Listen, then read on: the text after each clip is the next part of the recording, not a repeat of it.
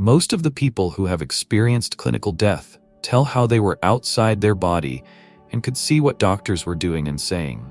Dozens of books and thousands of publications are devoted to this topic, and many scientists study these phenomena.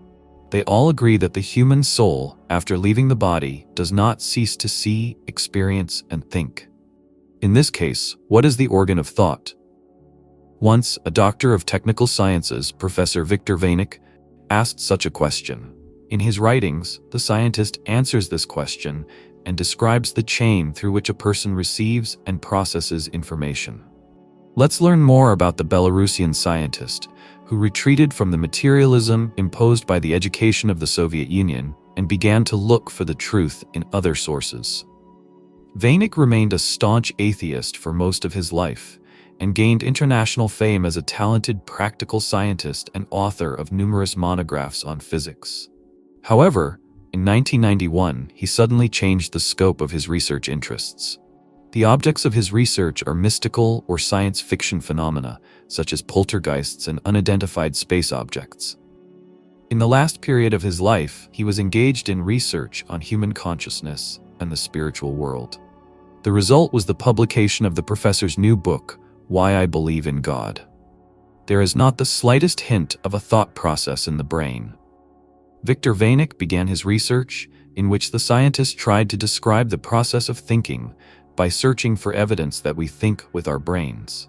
However, no such evidence could be found. But the scientist has collected a lot of facts suggesting that the brain is not an organ of thought.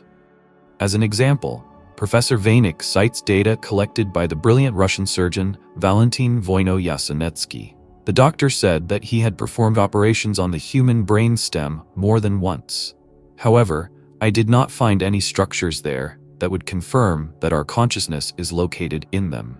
In his practice, Voyno-Yasenetsky encountered situations where patients had brain damage. But after the surgery, the surgeon did not notice any mental defects in the patient. By the way, such evidence is presented not only by Voyno-Yasenetsky. It is interesting to note that at the age of 53, the doctor came to God, rising to the rank of archbishop by the end of his life. In addition to many works on medicine, Voyno-Yasenetsky wrote a 2-volume treatise entitled Spirit, Soul, and Body, in which he tried to substantiate the unity of science and religion. Viktor Veynik also noted that if we turn to the Atlas of Human Anatomy, then in the description of the work of brain regions, we will not find any that would be responsible for the process of thinking. All of them are responsible only for various kinds of muscle movements. Professor Veynik also cites statements by famous scientists. So, academician Pavlov said that the brain distributes all the phenomena that occur in the human body. And the scientist-physiologist Sechenov argued that all the work of the brain in the end is reduced only to muscle movement. The brain and the mind are two completely different concepts. The brain is a part of the physical body, and the mind is an immaterial concept. Both are necessary for normal human functioning. The brain is responsible for the physical functions performed by our senses, and the mind is responsible for abstract thinking and emotions. It turns out that the brain does not belong to the organ of thought. How do we think then? The English philosopher and artist Francis Bacon said that the human brain is not an organ of thought, but an organ of survival, like the fangs or claws of animals. Is he right? Nowadays, it has been absolutely proven that the brain controls all physical and physiological processes in the body. But it has not been proven at all that we think with the brain. In general, no one knows what we think, so the version that we think with our brain is just a matter of faith. The prevailing stereotype states that the brain is necessary for a person to control mental and physical processes. But is it true? In the history of world medicine, there have been cases when people were born and lived either without a brain at all or with an undeveloped brain, but at the same time remained completely adequate. What they thought is unknown. Don't you believe it? Several shocking cases from medical practice can be cited as evidence. American Carlos Rodriguez lives practically without a brain. He has no frontal lobes, and indeed there is little in his skull after a terrible car accident. But he's no different from other people. His personality did not change at all after more than 60% of his brain was removed. His memory, speech, and thinking did not change. What is he thinking? Scientists have yet to answer this question. Russian boy Alexei Dontsov was born with such a developmental anomaly that baffled all neonatologists. In the skull of a baby born weighing 3,450 grams, there was a substance that was incomprehensible, even for a super-powerful ultrasound machine. Not a brain with convolutions, but an unknown something that constantly changes the size and shape of matter. But the child grew and developed just like ordinary children. He was kept in the clinic under the supervision of experienced pediatricians, who developed a special program of development, treatment, and massage. 6 months later, a follow-up examination of the brain was performed. The diagnosis showed that the brain appeared. Alexei grows up in an ordinary family, attends school, and continues to amaze everyone. After all, the boy was diagnosed with brain loss at birth, and he studies better than all his classmates. In 1940, the Bolivian doctor Augusto Iturricha told about a 14-year-old boy who was in his clinic with a diagnosis of a brain tumor. The patient remained conscious and sane until his death, only complaining of severe headache. During the autopsy, the doctors were extremely amazed. The entire brain mass was separated from the inner cavity of the skull and looked rotten long ago. The blood had no access to it. In other words, the boy simply didn't have a brain. What he was thinking remained unclear. Most likely, an explanation for these and other similar facts will be given after solving the age-old question of whether a person has a soul.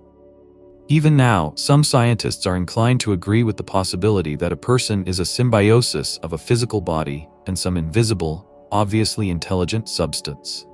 It is believed that this substance is responsible for our thinking and consciousness. Obviously, the process of vital activity of the body also largely depends on it. This substance is capable of taking over the functions of individual internal organs, including the brain. But how this happens and what mechanisms are involved is still unclear. Could it be that behind such sophisticated words lies something that has long been known and is called spirit or soul in the sacred books?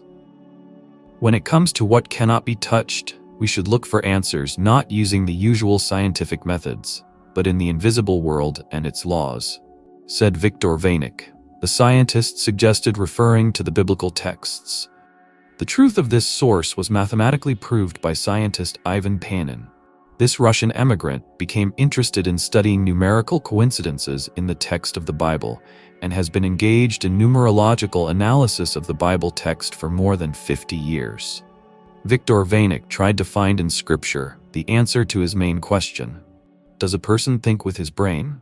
There are only 2 references to the brain in the biblical texts, but none of them has the slightest hint of a thought process, which is another confirmation of the absence of areas in the brain responsible for creating thoughts.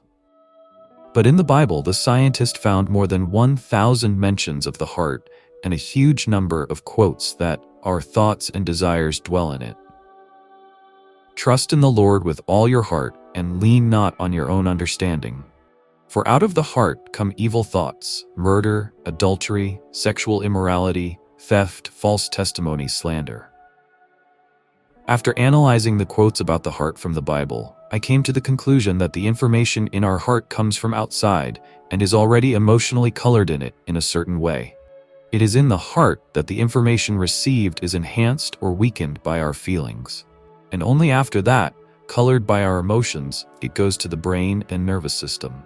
Thus, Veynik came to the conclusion that the heart is also not responsible for thinking, but is only an organ of emotions, as well as a kind of receiver of incoming data and a transmitting device. It turns out that our heart is not involved in the creation of thought. By the way, the surgeon Wojno Jasenecki also called the heart the organ of emotions, and not only the main organ of blood circulation. Does our soul think, and in which part of the body is it located? There are many quotations in Scripture that confirm the presence of the soul and spirit in us. There are a lot more of them than quotes about the heart. Having studied the information about these invisible substances in the biblical texts, Viktor Veynik described their functions.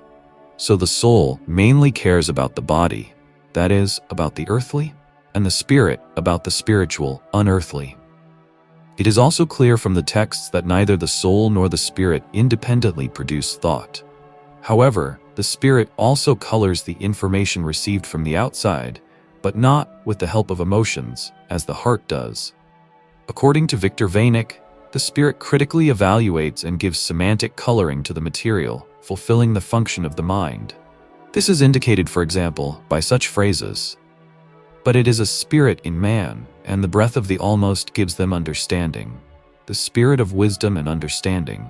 In every matter, trust your soul." In his research, Viktor Veynik tries to find the answer to another question: where in our body the soul and spirit reside.